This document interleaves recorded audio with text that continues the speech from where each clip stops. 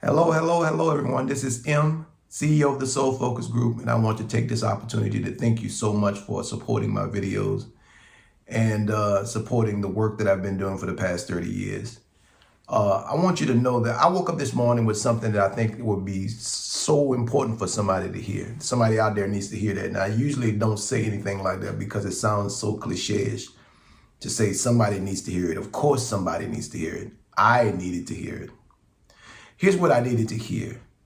After watching, going on social media to support some of my people who are out there in the world, letting their voice be known, touching people's lives, I noticed that, and you can't help but notice so many negative storylines, so many negative this. It's all just it's about 85% just negative stuff. And then you would leave from there. If that was your only impression of people on this planet, you could very easily leave from social media believing that people are disgusting, people suck, that we are in trouble, the world is coming to an end. And I know a lot of us believe that. And I would say this, there are a lot of good people out there. I meet them every day. I interact with them every day, of every race, every nationality.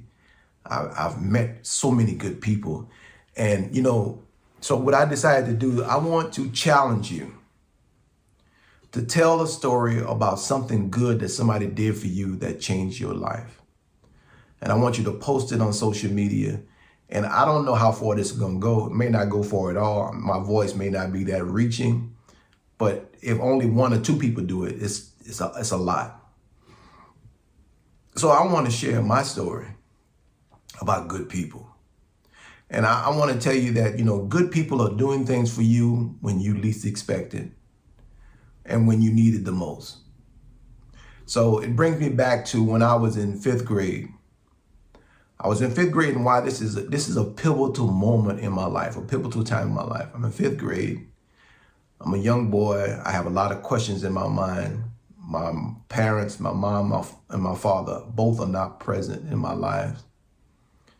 My grandmother is taking care of me, my two brothers, and along with her children, my aunt and two of my other uncles were still living at home. I had other uncles there had already moved out, but two of the boys were still living at home, and they were older than us, and my aunt was older than us.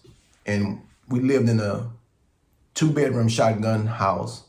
Shotgun house means that you could look through the front door. When you look through the front door, you could see the back door. Shotgun.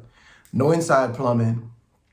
To get water, we had to go outside to the faucet on the outside, put water in a 5-gallon bucket to come in to be able to flush the toilet, to be able to take a bird bath because there was no tub. So we had to take a bath standing up at the face bowl, what people call the sink, right?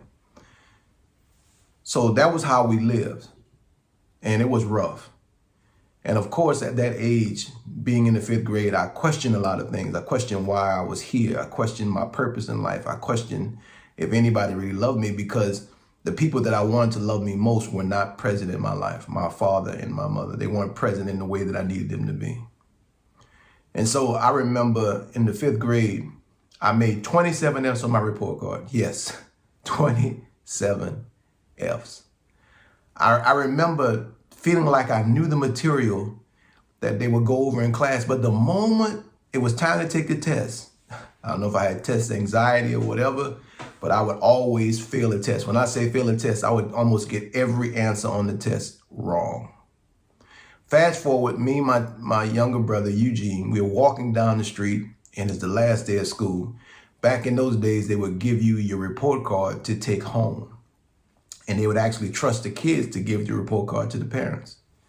So we're walking down the street. Eugene has his report card. And I say, Eugene, let's see what yours say. He opened his up and it says, congratulations, you've been promoted to the fifth grade. He was in the fourth. I was in the fifth. So he's promoted. He said, what you think you did? I said, I think I know I failed because I can't remember failing every test. Lo and behold, I opened the report card. And the report card shows 27 F's on my report card. It's a blackout, like bingo. 27 F's. I'm like, oh my God. And at the bottom it says, congratulations, you've been promoted to the 6th grade.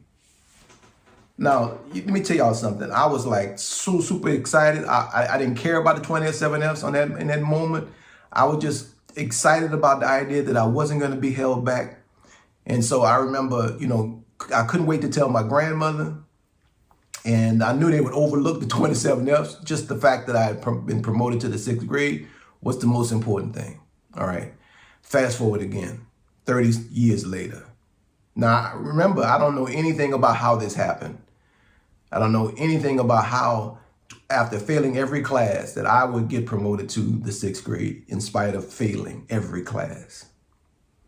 So fast forward, me and my brother Eugene sitting down at a happy hour in Houston, one of the popular happy hours, and we're having a few drinks, cold drinks, as they used to say. And he says to me, "Did I ever tell you about the time that I went and played basketball at Miss Sebo's house with her son?" Now, FYI, Miss Sebo was my homeroom teacher in the 5th grade. And I had another teacher by the name of Miss Harrington. So we would spend a majority of the time with Miss Sebo and then with Miss Harrington. Well, Miss Sebo comes outside while my brother's playing basketball with her son, and she says, "How's your big head brother Berwick doing?" So Eugene says, "He's doing good. He got a football scholarship. He's doing good in school." And she says, "Yeah, I've been following him for a while. It really makes me proud to see what he's doing with his life." And she said, "Did I ever tell you about his 27Fs on the report card?" And my brother, of course, said no. She says, "Well, me and Miss Harrington decided we couldn't let that boy fail. So we both decided to go to the principal's office to petition on his behalf to make sure that he be promoted to the 6th grade." Now, I'm going to tell y'all something. 30 years later, I'm finding this out. That was a time in my life where I was really on the verge of just giving up on life itself. I was going through deep depression. I was sad. I wanted to quit. And I think during that time, if I'd had the courage, I probably would have committed suicide. And here it is, these two people. No matter how many times I tell that story, it touches my heart, because sometimes when you think you're by yourself, you're never by yourself. Sometimes when you think you can't go anymore, you can go some more, because there are people advocating on your behalf in the background. You are never alone. What I discovered in that moment when my brother was sharing that with me at happy hour, with tears drooling down my face, and not just not in sadness or sorrow, but in gratefulness and appreciation and gratitude, that when I needed help, there was help. And I didn't even know the help was coming, because sometimes the help is happening and you don't even know it's happening for you. Don't give up. Keep pushing forward. And here's what I want to challenge you. I challenge everybody listening to this story to tell your story about somebody good in your life that helped you at a time in your life when you need it.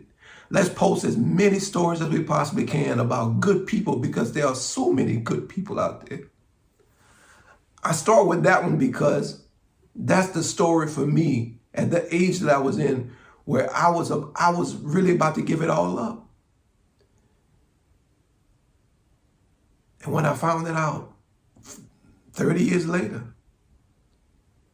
it reminded me that when I thought I was by myself, when I thought I was alone, when I thought nobody cared, when I thought I wasn't good enough, when I thought I wasn't this enough, I wasn't that enough, things were still being worked out on my behalf.